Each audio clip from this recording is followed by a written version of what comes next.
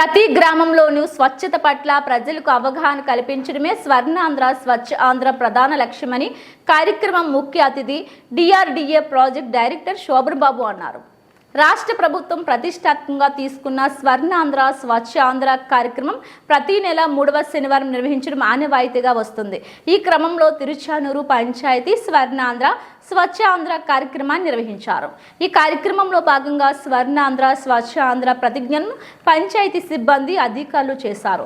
ఆ తర్వాత ర్యాలీగా గ్రామంలో పర్యటించి తడి చెత్త, పొడి చెత్త, హానికర చెత్తపై ప్రజల్లో అవగాహన కల్పించారు. అలాగే బృందావనం నందు మొక్కలను నాటారు. ఈ సందర్భంగా డిఆర్డీఏ ప్రాజెక్ట్ డైరెక్టర్ శోభన్ బాబు, పంచాయతీ కార్యదర్శి వెంకటరత్నం మాట్లాడుతూ భావి తరాలకు ఆరోగ్యకరమైన వాతావరణాన్ని అందించాలని, అందులో భాగంగానే ప్రతి ఇంట ఒక మొక్కను నాటాలని ప్రజలకు విజ్ఞప్తి చేశారు.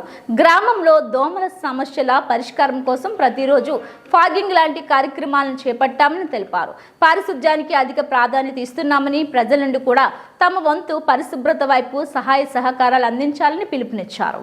ఈ కార్యక్రమంలో ముఖ్య అతిథిగా assistant project manager P Nageswara Rao, గ్రామ పంచాయతీ సిబ్బంది, సచివాలయ సిబ్బంది, గ్రామ సంఘాల సభ్యులు, ప్రజలు పాల్గొన్నారు. సాధించే సంకల్పానికి కట్టుబడి ఉంటానని ఈరోజు పరిశుభ్రత గురించి నేను వేసిన ఈ ముందడుగు. నా పేరు శోభన్ బాబు. నేను ప్రాజెక్ట్ డైరెక్టర్ డిఆర్డీఏ తిరుపతి జిల్లాకి పీడీగా ఉన్నాను. ఈరోజు మనకు గౌరవ ముఖ్యమంత్రి గారి పిలుపు మేరకు రాష్ట్ర వ్యాప్తంగా స్వర్ణాంధ్ర స్వచ్ఛాంధ్ర కార్యక్రమం ప్రతి 3వ శనివారం నిర్వహిస్తున్నాము.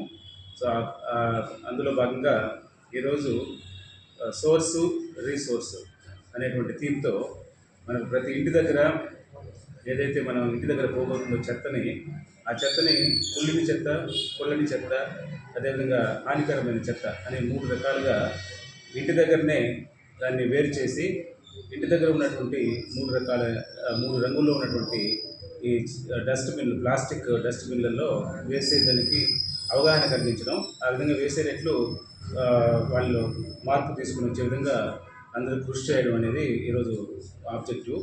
దీంతోపాటు అన్ని ఆఫీసుల్లో, అన్ని కార్యాలయాల్లో, ఇళ్ల దగ్గర కూడా శుభ్రత ఉండేటట్టు చూసుకోవడం, తర్వాత ఇంటి పరిసరాల చుట్టూ, కార్యాలయాల పరిసరాల చుట్టూ కూడా శుభ్రత ఉండేటట్టు ఏర్పాటు చేయడం అనేది ముఖ్య ఉద్దేశం.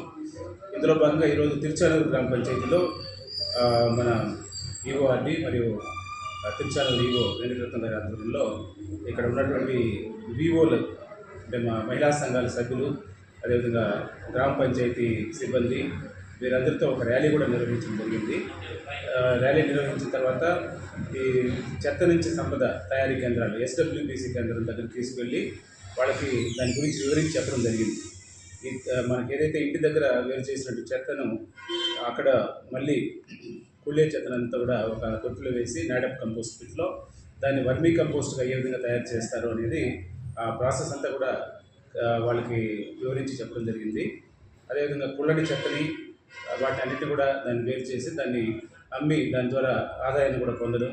ఈ కుళ్ళే చెత్త అయితే వర్మి కంపోస్ట్ కూడా అది సేంద్రియ ఎరువుగా తయారవుతుంది కాబట్టి దాన్ని వ్యవసాయానికి, అదేవిధంగా మన కూరగాయల పెంపకానికి, ఇట్లాంటి వాటికి వినియోగించుకోవచ్చు, పెరటి తోటల పెంపకానికి వినియోగించుకోవచ్చు అని కూడా చెప్పడం జరిగింది.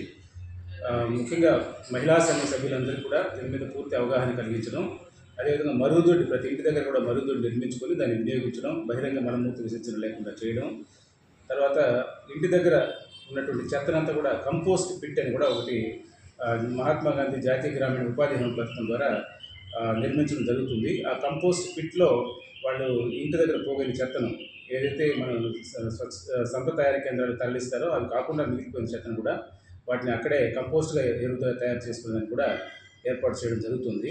దాని మీద కూడా అవగాహన కల్పించడం జరిగింది. అదేవిధంగా కిచెన్ గార్డెన్, ప్రతి ఇంటి దగ్గర స్థలం ఉండే వాళ్ళంతా కూడా అక్కడే ఈ పెరటి తోటల పెంపకానికి కూడా ఏర్పాటు చేయడం జరుగుతుంది. అదేవిధంగా స్థలం లేని వాళ్ళు డాబా మీద టెర్రస్ గార్డెన్స్ కూడా ఏర్పాటు చేయడం జరుగుతుంది. దాని గురించి కూడా అవగాహన కల్పించడం జరుగుతుంది.